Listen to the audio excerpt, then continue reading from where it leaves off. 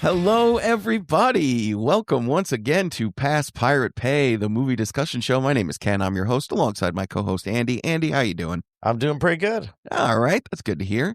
So we got a bit of an interesting episode today.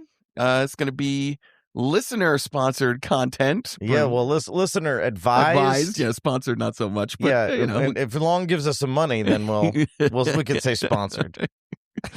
Yeah, listener advised content. Let's go with So one of our listeners, Jeopardy champion Long Wen. We came across him, found out he was a listener to our show, made a bit of a comment about how why don't we do some good movies? Why do we do good once? movies?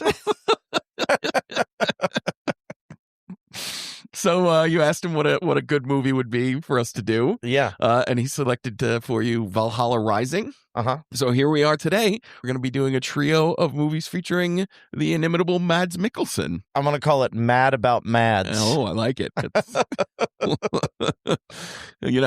Everyone's favorite Bond villain and Danish weirdo. Yeah, he was a little chiffre, right? Yeah. So we got, in addition to Valhalla Rising, we have The Hunt and The Promised Land. Uh-huh. So those are going to be the three movies that we're going to do. So getting into Mads Mikkelsen a little bit, did you watch Hannibal? I didn't. So I watched Hannibal. I'm a big Silence of the Lambs. Yeah. Hannibal Lecter. I like all that stuff. Yeah, right? I love the Silence of the Lambs, but none of the other stuff. Is I for liked me. all of it. Yeah. Right. So this kind of is like Red Dragon era. Okay. Hannibal. So he's not in jail. Okay. And the detective who was in Red Dragon. Yeah. Ed Norton played him, I think, in the movie. Red Dragon is a prequel, right? Right. Red Dragon is a prequel. Okay. That's how Hannibal Lecter gets busted. Okay. Right. Will something, that detective busts him, that character. Fair enough. So this is all about all that leading up to Silence of the Lambs. Okay. That show, I think it was on NBC, right? And it was vile. It was so over the top, crazy gross. All right. I forget the guy, Brian Glazer, I think. There's a certain dude who was the showrunner who has done movies and stuff. Yeah. And it was so disgusting. I could not believe that they were showing this on like primetime ass, like right after SVU. Yeah, that's crazy. It was really gross. And what was really cool about the show is the food. All right. So like Hannibal Lecter is this food enthusiast, right? And he's cooking people, but he's also doing like regular stuff. Yeah, fava beans, Chianti, the whole thing. All of his regular stuff is also like really creepy looking and insanely awesome. All right. Right? And I'm like, who is doing the food for this show? Because like it's like a star of the show. Yeah. Every episode had like a dish. And one of them had like combating eels. Okay. That he like the people ate the eels. It was so cool, man. Everything. And I found out Jose Andres was in charge of the food. That's funny. On the show. It was crazy.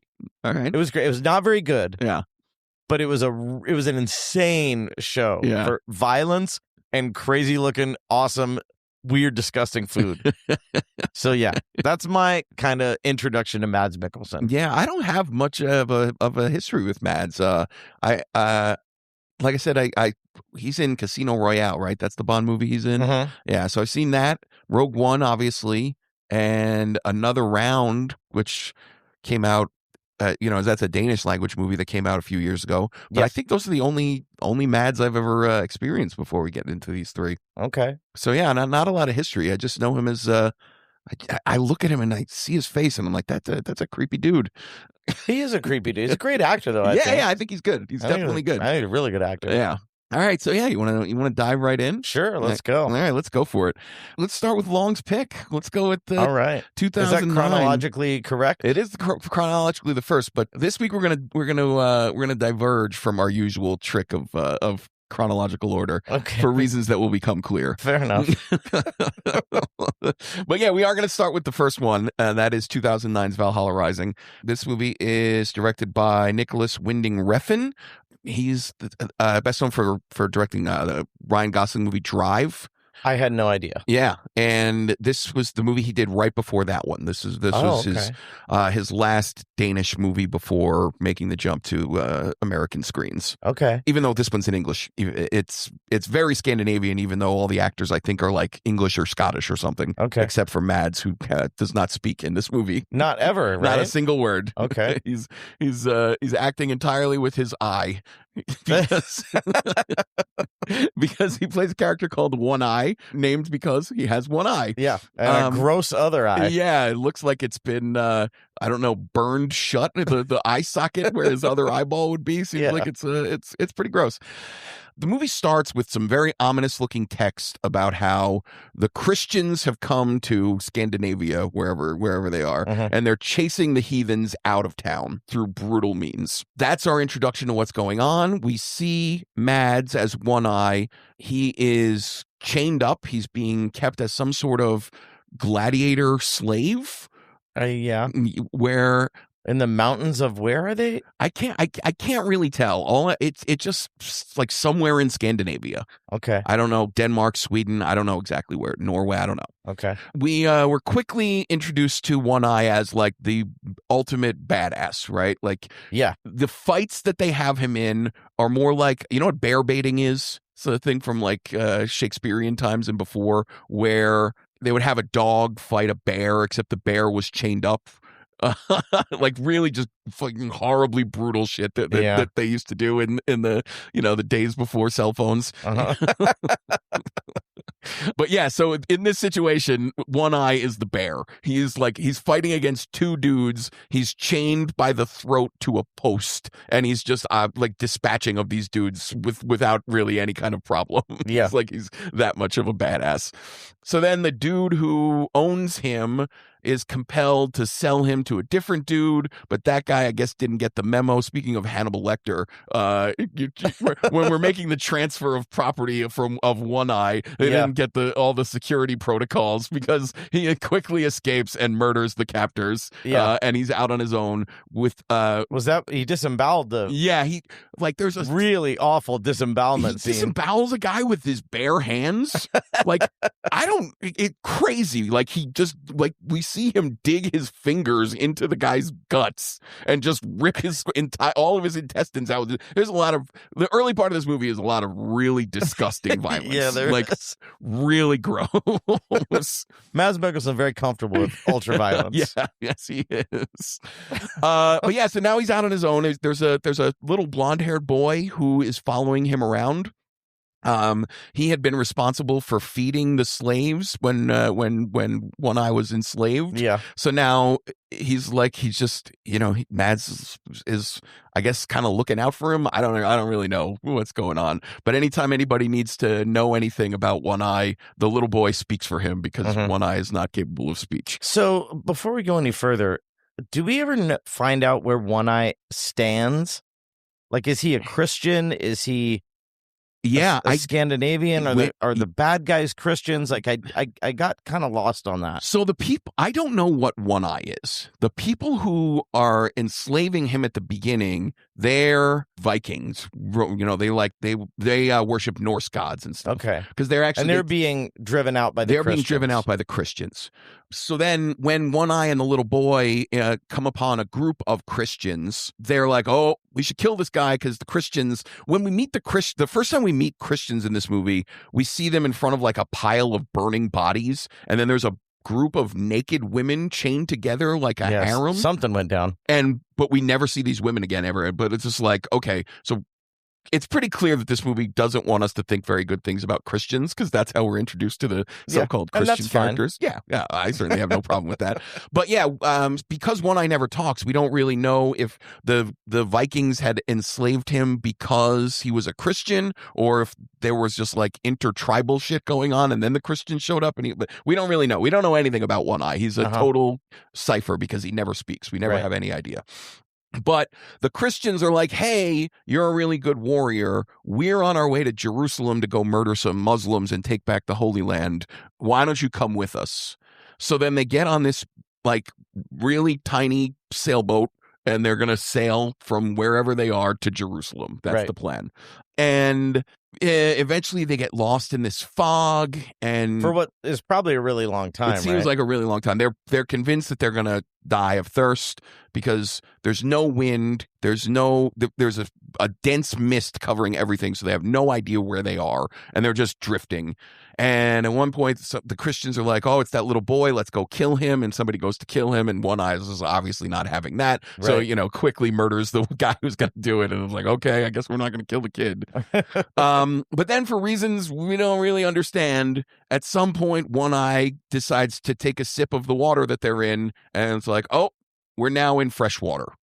I don't know how this happened, but it went from being out at sea to being in a river somewhere. They don't know where they are. We don't know where they are. Right. And then they're just on land in a strange place. And the Christian guys are like, this is New Jerusalem. We're going to make this a haven for ourselves. And there are some non-Christian people there that are trying to murder them. And eventually all of the Vikings end up dead. All the Christians, whatever. They're all dead. And that's the whole movie. Right. So this movie is an hour and a half long. For all of the things that happen in it, it could have been like 20 minutes. Like, it is a very, very slow moving movie. Like, but with bursts of energy. Yeah, for sure. Like, things happen. This, like, Nicholas Winding Refn is very clearly, like, he's aggressively directing this movie. Yeah. It is very, very stylistic. And it is like there's a lot of like cool looking shots, like beautiful nature shots. Yeah, but then there's like weird cuts to like a negative, like a photo negative shots of Mads with red tinted face, and it just that seem like flashbacks. Yeah, or something? but we don't really know nothing. It's never really explained. It seems to me very clearly that he's like trying to make something that is very artistic, but to me, it's just like it's messy. It's just like, I don't know. This is a humorless movie about a badass dude, which is a genre of movie that has existed for quite some time, and it is not one of which I am a fan. Yeah, I had fun with some of it. Yeah. I thought all the action scenes and all the gore in it was kind of fun. Yeah. I thought that was all done pretty well. Some of it came out of nowhere. Yeah, for sure. And it was kind of unexpected and fun. But yeah, I thought that plot-wise, it's a little bit of a mess. It felt kind of like a student film. Yeah, I honestly don't really understand. I mean, I don't care if you want to make something non-plot driven. That's obviously my thing. But I really don't know what happens at the end of this movie. I don't really have an understanding of what the plot mechanics are. I didn't either. Yeah. Spoiler alert. Spoilers for Valhalla Rising ahead. Skip to minute marker 14 minutes and 34 seconds, or the next chapter. You have been warned. Spoiler alert. Okay. The ending of this movie is a mystery or something. I don't know. But yeah, I don't know. Like, this is the kind of movie that is normally within my wheelhouse, you know, where it's just like, it's very artistic. It's got a clear directorial vision. Yeah, it looks really good. It looks great. It looks really good. But I don't know. It just seems to me like it's all style and there's nothing really there. I felt the same way. It's pretty empty to me, and I wasn't bored. It's very slow moving, but I wasn't bored by it. No, not me neither. But I kept thinking to myself, like, come on, all right, I see what you're doing. Just, can you try to make this about something instead of? It felt like it never turned the corner. Yeah, you know, it felt like it never like got past the first phase. Yeah, I just wanted it to be about something, and I never. If it was, it never made its meaning clear to me. It just seemed to me like a guy saying, "This is gonna be cool. We're gonna, this guy's a badass. He's a badass. He's gonna rip a guy's guts out. Yeah, and it's gonna be awesome. This is gonna be an awesome movie. It's badass." And it's just like, all right, guy. But man. Drive was really good. Yeah, I like Drive a lot. Yeah, I thought Drive was really good. Yep, I like Drive a lot. So this was his step up, you know, then good move. Yeah, for sure. So yeah, I don't know. Sorry, Long. I don't know what to tell you. You may not like the choices that we've made here on the show, but the feeling is now mutual, as far as I'm concerned. Anyway. All right. So Ken, are you going to give Valhalla Rising a pass, pirate, or pay? It's right on the border for me, but I think it's just a pass. I think it's on the border for me too, but I think I'm gonna go higher. I'm gonna go pirate. Yeah. I think it's a fun enough badass movie. Yeah. Like when I say badass, I mean the genre. Right. Sure. To recommend for somebody to watch at home. I see what you're saying, but for me, it's just like, I don't know. I feel like I could have done something better with an hour and a half of my time, and I want our listeners to have that same life choice. All right, that works.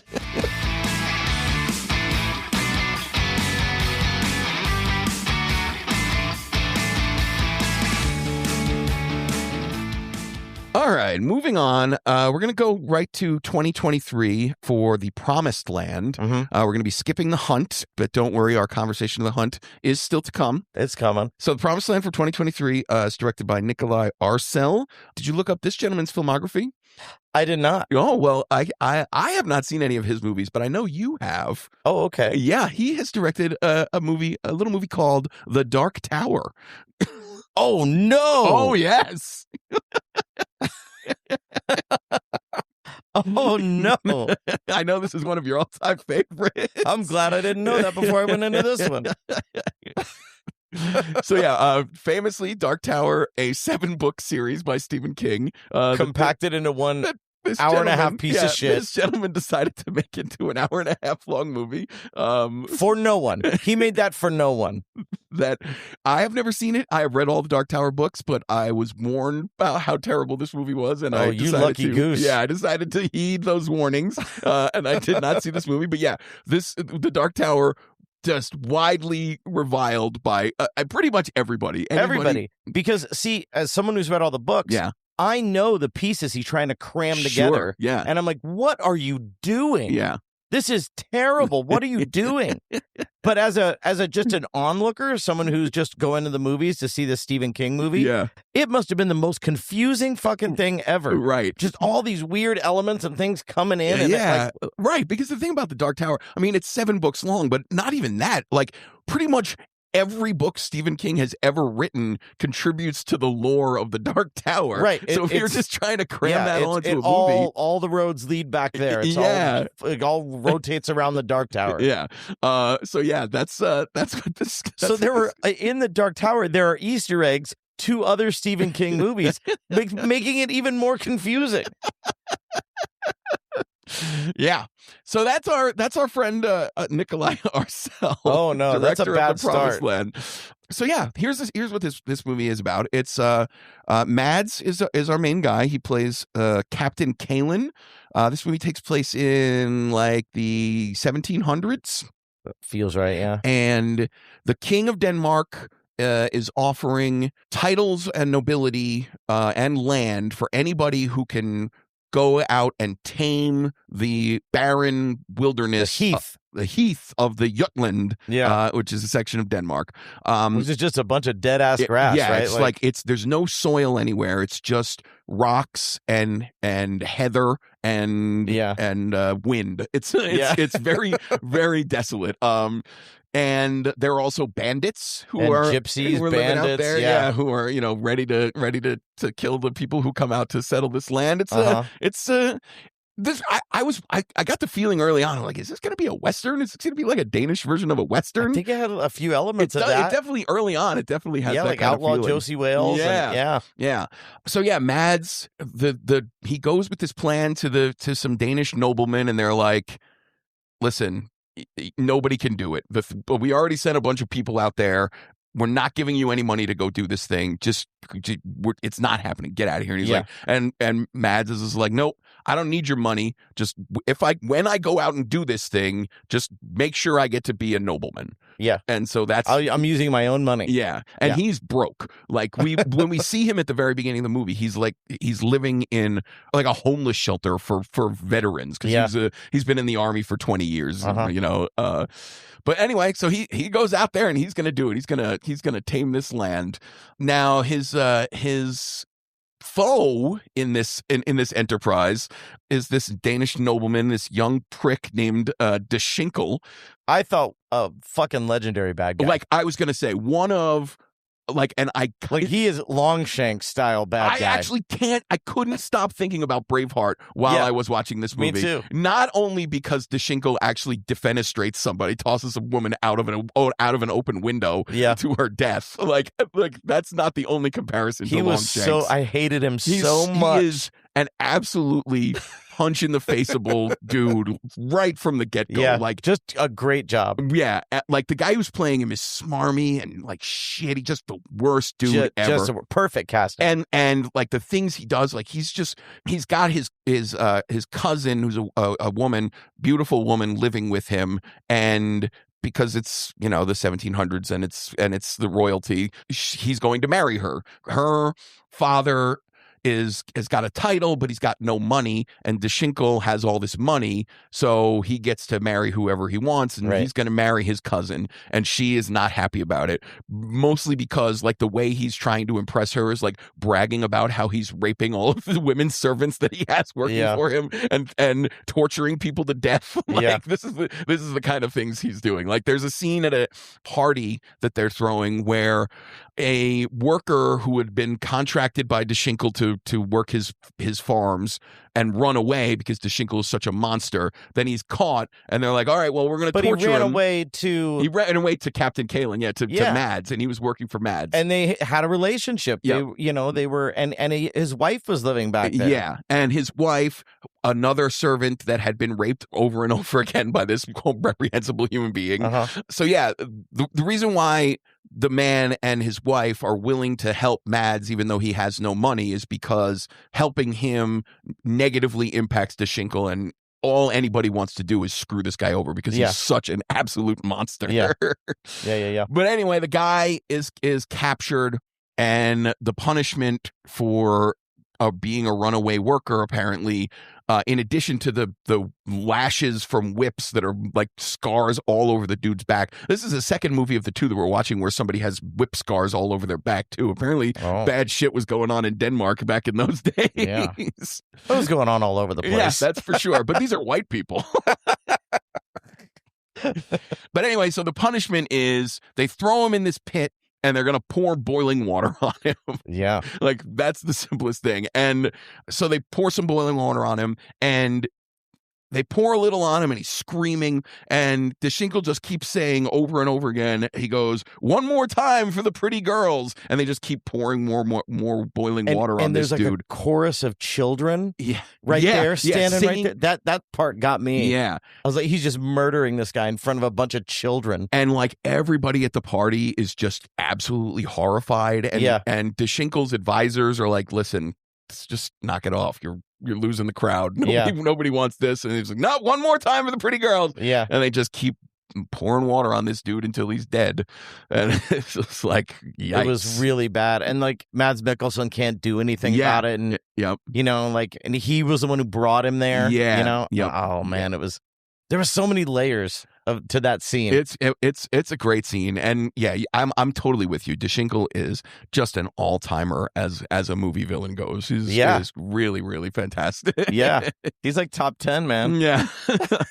But yeah, so eventually Mads, he develops like a ragtag bunch. There's a little, we don't know what ethnicity. She's just a brown-skinned girl who has been living with the bandits, but they don't really like her. She's just there. Right. And her mom and dad either left or died or something. And the bandits are, I don't know, just keeping her around because she's useful or something. I don't really know. But eventually she escapes the bandits, and she comes and she's living with Mads and the widow of the dude with the boiling water and a preacher from the town. So the four of them are like this ragtag band. At some point, the bandits are helping them till the land. Mads promises the bandits that he's going to give them money that he doesn't really have if they come and help him till the land. Right. So the bandits are there, but then Dashinkle makes a proclamation that any bandit who is found on the land working the land is going to be executed. Right. So then they leave. They leave. Yeah.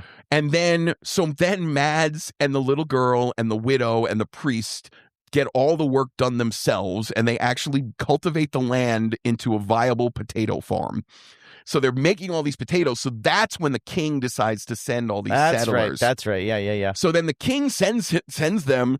So the king and Dashinkle are working at cross purposes because we get the impression that the king is kind of out of it. Like, he wants this wilderness to be settled, but he doesn't really care who's settling it or why. Right. So Dashinkle is just like, I don't care. The king will be happy if the land is settled, and we'll just kill this guy and get him out of here anyway. Yeah. So he hires he lets a bunch of thieves out of prison, and he gets a band together, and they're going to just start murdering. Yeah. And they're going to start murdering the settlers. And the settlers, because the little girl is brown-skinned, they think that she's bad luck. Yeah. So when Dashinkle's assassins come and murder 2 of the settlers, they're all like, it's the little girl. She's bad luck. You got to send her away. We're not going to lift a finger until you send her away. Yeah. So Mads makes the decision that he's going to send this little girl, which is heartbreaking, to go live in a convent somewhere or an orphanage somewhere. Yeah. And that in turn gets the widow who had developed a romantic relationship with Mads. She's like, well, if you're sending this little girl away, because they're like their daughter. They become like a little family. Yeah. And so the woman's like, all right, if you're gonna get rid of her, then I'm out of here too. Yeah. Just lost everything. Yeah. So he loses everything. Spoiler alert. Spoilers for The Promised Land ahead. Skip to minute marker 33 minutes and 36 seconds or the next chapter. You have been warned. So the movie ends with the Dashinkle and the other noblemen do an end around on the king, and they've decided. So Mads and some of the settlers come and they murder all of the mercenaries, one of whom was a member of the army. Yeah. So then one gets away, and one of the other army guys gets away, and he tells his story, and they're like, oh, well, that's great, this captain just murdered an army guy, so now we can execute him. So they go to Mads's potato farm, and they're like, okay, it's time for you to be executed. And they bring him to Dashinkle's castle to get executed, and in the boiling pit, and in the pit of boiling water. Yep. And who should happen to be there but the widow of the guy who was boiled in the earlier scene, and she's got something cooked up.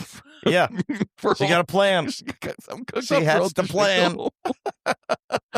And in one of the more satisfying scenes, satisfying is the best way to describe you will ever see in a movie. She tricks Dashinkle into drinking some doped up wine, gets him all incapacitated, and then cuts his dick off. Lorena Bobbitt's his ass. It was so great. So then she, having murdered this nobleman, and she's a peasant, so they take her away. They say she's going to be sent to some horrible woman's prison somewhere. Eventually, once Dashinkle is dead, there's nobody with any appetite to kill Mads anymore. So he has been boiled a little bit, but not enough to actually be dead. So he's able to survive this problem. Right. And then he goes. Now the settlers are all gone, and it's just him again. So he decides, all right, I'm going to go to this orphanage where I sent the little girl, and I'm going to go bring her back to the farm, and we're going to be a family again. And now here's where the movie gets weird for me. I don't understand why it didn't just end there. Like, it seems to me like a perfectly reasonable ending for this movie. Is it based on a true story? I don't know, actually. Because it feels like it might be with the whole, like, this is what he did then, and this is what he did. So could be. But even still, if it's based on a true story, then I get the ending. I don't know. I really love the ending. I didn't like it at all. I feel like the movie should have ended with him and the little girl going back to the farm. Instead, we get this coda, which is like 10 plus years later, where the little girl is grown into a young woman, and they have a flourishing potato farm again, just the two of them. And then the king sends more settlers and tells Mads that he is now Baron von Kalen or whatever the hell he is.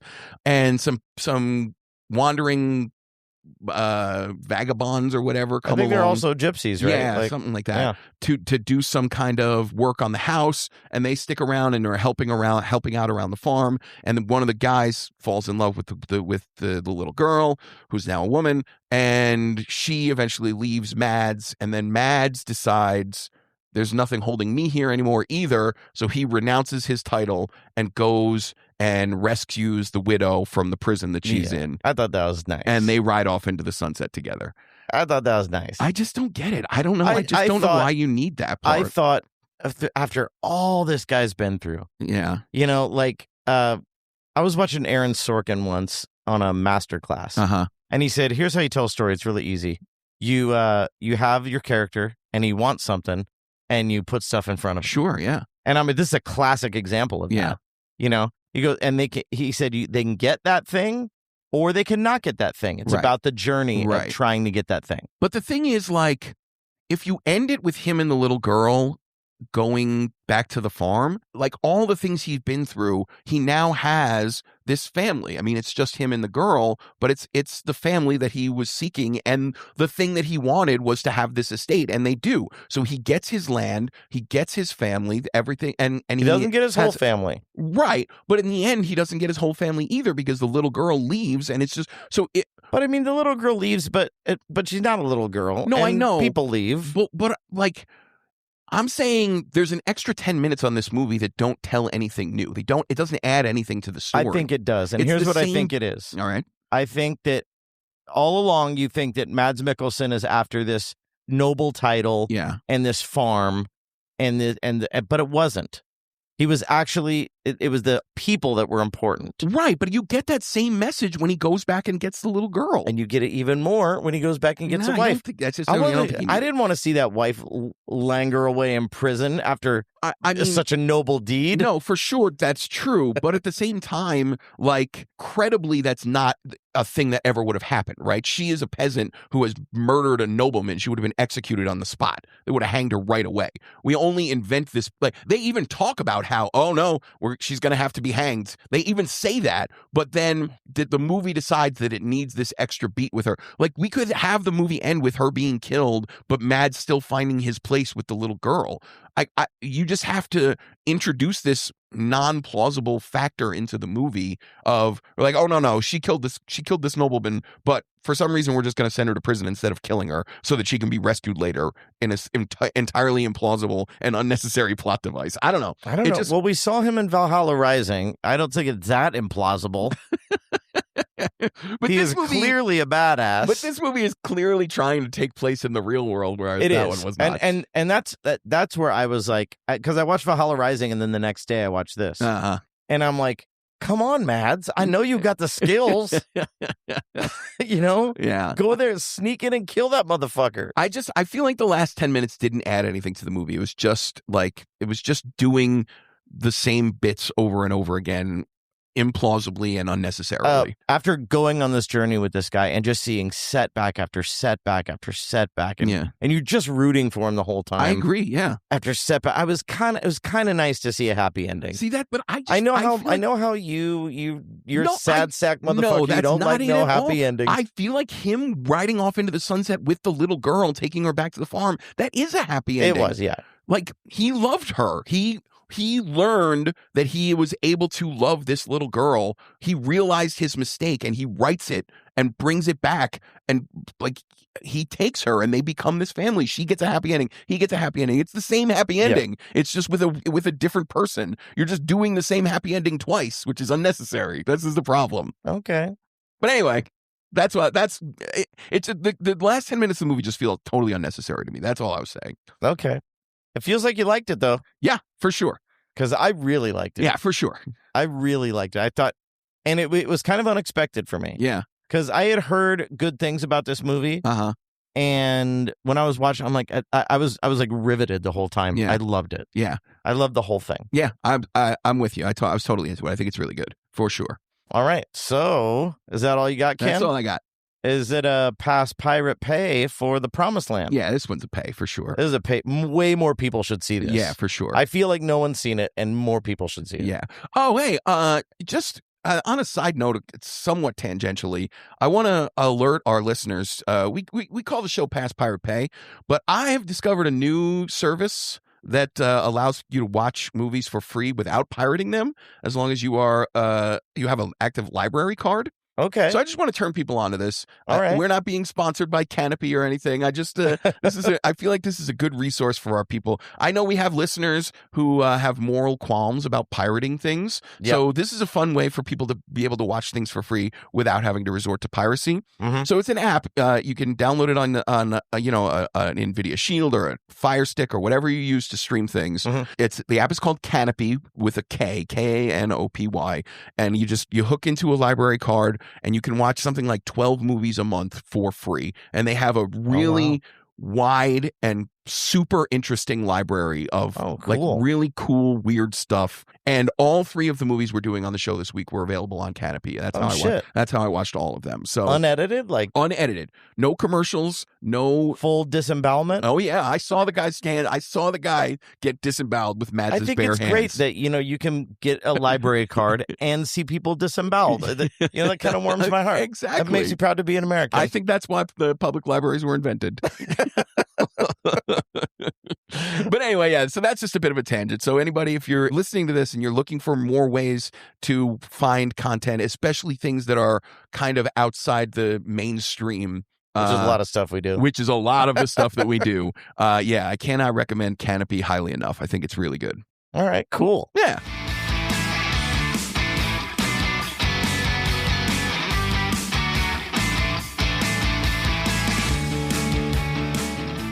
All right. Our last movie is 2012's The Hunt. This is directed by Thomas Vinterberg. Who I did not rewatch this. Okay. So I watched this probably a year or 2 ago. Okay. So it was a while ago. Okay. Fair enough. Thomas Vinterberg is the director of the aforementioned Another Round. So that's his other movie that I had seen. What did you think of that? Of Another Round? I think Another Round's really good. Yeah, I thought it was a lot of fun. They're doing an American remake of that, I think, with Leonardo DiCaprio. Oh, interesting. Who's doing it? Do you know? I don't know. Okay. Anyway, so this movie's about sexual assault, sexual abuse, which I think we can both agree is a problem in our society. Yeah. Oh, yeah. Yeah. Especially as of late. Yeah, for sure. And so this movie has decided to tackle the far-ranging issue of little children being gaslit into thinking that they have been sexually assaulted when they haven't been. And in an age where sexual predation is rampant, this movie is bold enough to ask the question, what if the real victims of the whole thing are men? Because that's the story of this movie. In this movie, I think that is the story of this movie. That's the story of this movie. In this movie, Mads, our old buddy Mads, plays a divorced man whose son is living elsewhere with his wife. He is working as some sort of an aide in a kindergarten. And a little girl, the daughter of his best friend in the kindergarten, develops a bit of a crush on him.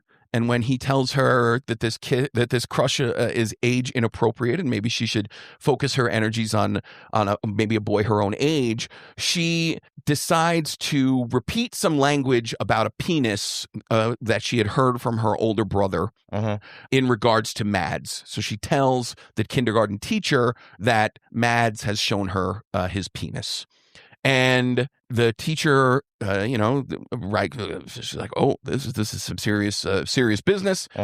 They bring in some dude, I don't even know who he is, to ask the little girl some questions, and she's very clearly uncomfortable, but he asks her some very leading questions that she basically just nods along to, and now the entire town thinks that Mads is a sexual predator, and his life is ruined. So I think this is a well-crafted movie with some very good actors in it that is in service of something that is at best deeply irresponsible and at worst morally reprehensible. Where in our society, sexual assault is a crime whose victims are shamed, not believed, and put through the ringer, so much so that something like 3% of people who commit sexual assault are actually ever held accountable for it. Like, that's the actual number. And anytime a man is accused of something like this, all he ever does is say, no, the woman is lying. She can't be telling the truth for this reason, this reason, this reason.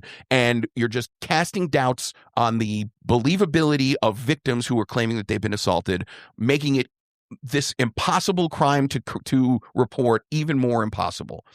So what this movie is doing is giving anybody who has ever thought, what if all those women that Louis C.K. showed his dick to were lying? What if all the dudes that Kevin Spacey assaulted, what if they're just in it for the publicity? Anybody who ever had those thoughts is like, oh, wait a minute. Maybe this is a thing that really happens. Maybe the real problem is these guys' lives are being ruined because these women or these children or these men are just lying about having been assaulted. I think we have to stop the witch hunts. That's what the movie is saying. It's a witch hunt problem. That's why the movie is called The Hunt, because Mads in the movie is the subject of this town-wide witch hunt, trying to bring him to justice for assaulting this little girl. So yeah, I feel like this is a completely irresponsible movie. If Thomas Vinterberg didn't think about these things, then he is irresponsible. But I'm not even getting rid of the possibility that he might be like, oh, you know what? I think we are going to throw a little more water on this fire, this Me Too thing. We're gonna get out in front of this and say, you know what? I think the real problem is you can't destroy a man's reputation like this. It's just not fair. Like Louis C.K., he couldn't perform comedy for like 2 years before everybody forgave him for showing his dick to a bunch of women that didn't want to see it. How horrible must it be for him? Kevin Spacey, I mean, he can't be in movies anymore. He's still got millions of dollars and lives in a house. But, what happened to this poor man's reputation? It's a horrible thing. Isn't this a bit of a straw man? Like, you're kind of like building a massive, massive argument for somebody who probably wasn't thinking that. I'm saying if he wasn't thinking it, then that's terribly irresponsible. I think the existence of this movie in the world is a net negative for the world. It is bad for society to have this movie. I think that it is interesting when you take a different perspective on anything. The X-Files, to me, I'm a massive fighter of conspiracy theories. And the X-Files is like, hey, what if they're all real? Sure. What if all the conspiracies are real? But I still liked it. Yeah. I still thought it was a great premise and was fun. Not that this was a fun premise. But, yeah. I still think looking at something from another perspective is interesting. Especially since this is a thing that could happen. Yeah. Okay. But when the real problem in the world is the reverse of the thing that happens in this movie, and you're just reinforcing that this totally farcical thing, if this it's thing not totally farcical, right? This thing that happens in this movie happens one time, the reverse of the thing has happened 10,000 times for every one time that the real thing has happened. Yeah, probably. So it's completely ridiculous to even talk about it. So it's transgender It's like the transgender athletes in sports thing, right? The number of trans women who are competing in sports, or trans girls in high school sports, it's like 8 people in the entire United States of America. But everybody's blowing it all out of proportion, like it's this massive, huge problem. And this is all anybody wants to talk about, where talking about it is detrimental to everything in society. Talking about this subject in this way is detrimental to society. This movie never should have been made.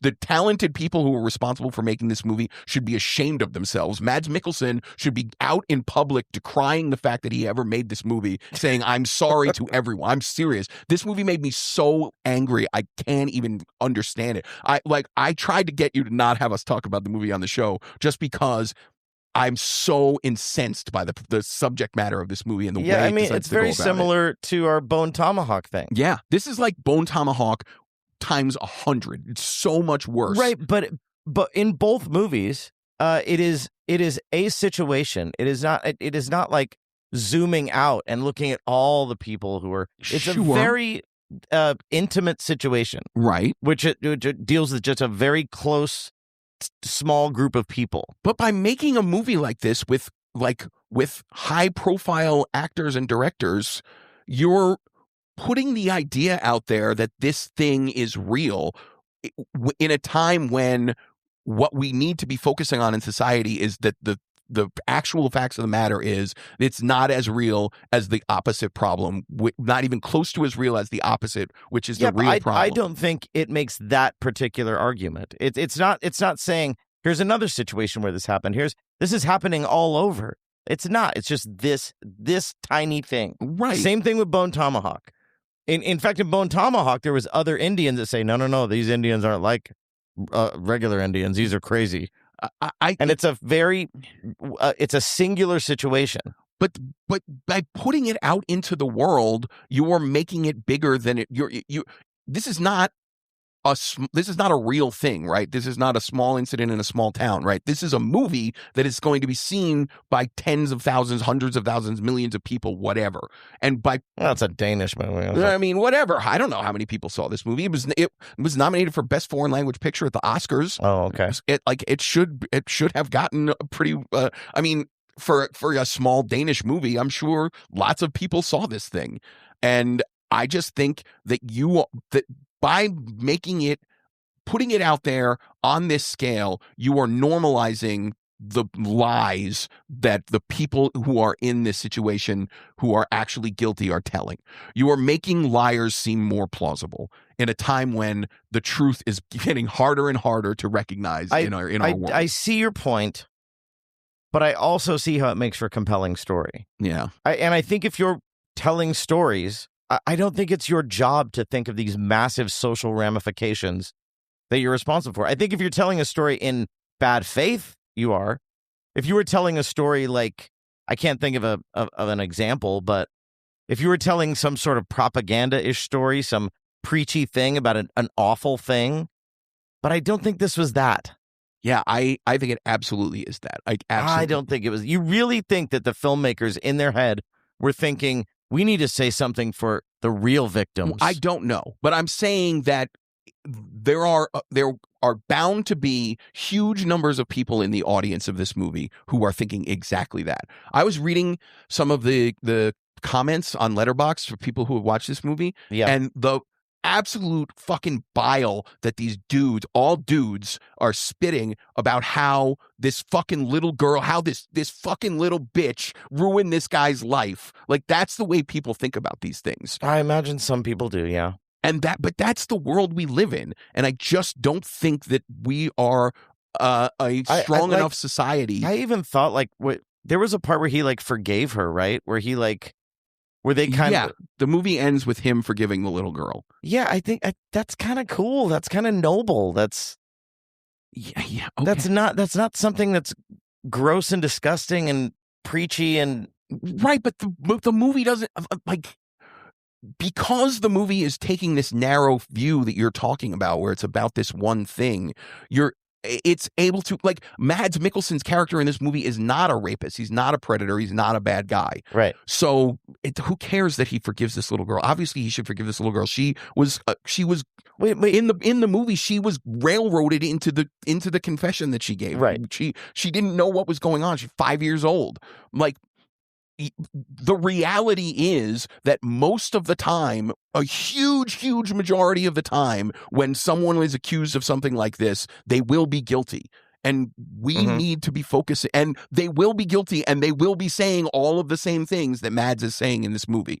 And we need to stop normalizing that. This is Bone Tomahawk is one thing where it's bad because Native Americans are treated like shit in this country for 500 years. But this is an actual pervasive problem where victims of sexual assault are not being believed. It's an actual huge problem in our society. And this movie is offering a way out for all of those fucking assholes committing these crimes. I am wondering what I asked you about this earlier too. I'm wondering what you would think about Baby Reindeer, which you have not seen, right? Yeah, I have not. Baby Reindeer is the story of a man who is stalked by a woman. Yeah. And the lead in the show is the guy who this actually happened to. This is a biographical story. Okay. Yeah, I haven't seen it. And I wonder if you would have the same thoughts about that. Yeah, I don't know. Because women don't stalk men very often. Sure. The other happens mostly. Yeah, I don't know. But this was a story about a victim. All these stories are about victims, just on the opposite side of the thing. Yeah. I don't want to say that this movie shouldn't exist, that these people shouldn't be making it, but I would like to think that people who I respect, like Thomas Vinterberg and Mads Mikkelsen, would know better than to do a thing like this. I feel like this is the kind of movie that should be airing on Fox Nation or whatever, and starring John Schneider or Kid Rock or somebody like I like that's the kind of people who are doing this kind of shit. Oh no. Yeah. Like that's terrible. Actual artists should not be making content like this. They should have more acknowledgement of the responsibility that they possess as notable artists. Yeah, I'm not seeing this massive zoomed out view when I watch this movie. Same thing with the other ones. I am looking at a singular situation, and all of these movies I thought were good. Yeah, I don't think we can afford to be that blind in this society. I don't think that you can look at a movie and not think about what it does in the world. I mean, if it's Birth of a Nation, sure. But Birth of a Nation is another example. It's a perfect example. It's exactly like this. But Birth of a Nation, you could tell, was made in bad faith. It's propaganda for awful people. But it's doing the same thing. It's told on a grand scale. I'm sure that at some point in the late 1800s, some black man raped some white woman. So the story of Birth of a Nation, you could make exactly the same case, where it's just like, you could be talking about Birth of a Nation saying, are you saying this thing could never happen and has never happened? Because I'm sure a black man has raped a white woman. Birth of a Nation was clearly trying to rewrite history. Yeah, and that was the goal of the filmmakers. But it was not the goal of filmmakers to make a good movie about a singular situation told from a different perspective. It was a grand scale. Look, this is how it really is. It's still doing exactly the same thing. It's I don't think it's exactly the same. I don't think the intentions of the filmmakers were the same. I can't speak to what the intentions of the filmmaker were, but I'm saying the outcome. It didn't feel that way. The outcome is exactly the same to me. It is exact. I thought of Birth of a Nation exactly in this situation, where it's just like, this is exactly what we're doing. We're taking a thing that could very well have happened, that a certain element of society is blowing the importance of or the frequency of way out of proportion, and we're elevating it by putting it up on a huge movie screen. Weren't they rewriting history in that, though? I mean, sure. But it's fiction, right? This movie's fiction too. It's not describing an actual event that happened. So in some cases, yes, this movie's rewriting history too. Who knows? Like, maybe Thomas Vinterberg knew an actual kindergarten rapist and decided, I'm going to tell the story, but what if maybe this guy didn't actually do it? Maybe he's trying to rewrite history too. You don't know. So that's why you can't judge intent. You have to judge results. Okay. Yeah. So Ken, are we going to give The Hunt a pass, pirate, or pay? Pass. Don't give this movie a watch. Don't give it a thought. Fuck this movie. Get out of my life. I never want to think about it again. I'm going to give it a pay. Yeah. I thought it was good. When I watched it, I thought it was really good. Yeah, I liked it. Yeah, I hope to, if I could eternal sunshine of the spotless mind this shit out of my brain right now and never have to think about it again, I would do that in a heartbeat. I never want to think about this movie again. Yeah, it is horrifying to me. Okay, fair enough. See you next time, everybody. All right, see you next time, folks.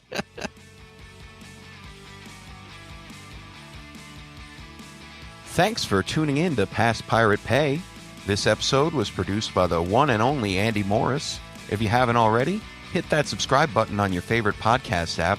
We'd hate for you to miss out on all the fun. Curious about where to stream the movies we talked about? Head on over to passpiratepay.com. We've got everything listed with handy links on where to watch. You can also join the conversation on our Facebook page or stalk our cinematic musings on Letterboxd. Links are on the site. Got a movie or a TV show you think we should review?